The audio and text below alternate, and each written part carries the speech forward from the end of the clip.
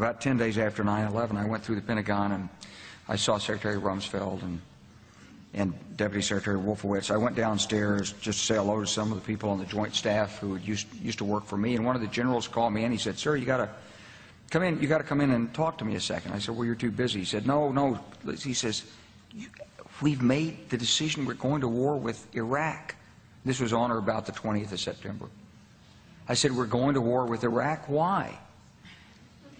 He said, "I don't know." He said, "I guess they don't know what else to do."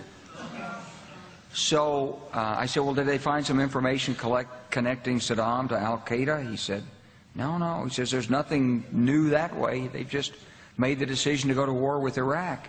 He said, "I guess it's like we don't know what to do about terrorists, but we've got a good military and we can take down governments." And he said, "I guess if the only tool you have is a hammer, every problem has to look like a nail." So I came back to see him a few weeks later, and by that time we were bombing in Afghanistan. I said, "Are we still going to war with Iraq?" And he said, "Oh, it's worse than that." He said, he reached over on his desk, he picked up a piece of paper, and he said, I just got this down from upstairs, meaning the Secretary of Defense's office today, and he said, "This is a memo that describes how we're going to take out 7 countries in 5 years, starting with Iraq and then Syria, Lebanon, Libya, Somalia, Sudan, and finishing off Iran."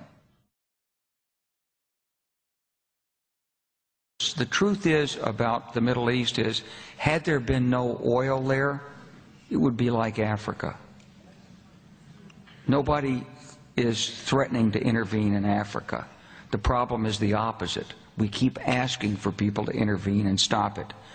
And there's no question that the presence of petroleum throughout the region has sparked great power involvement.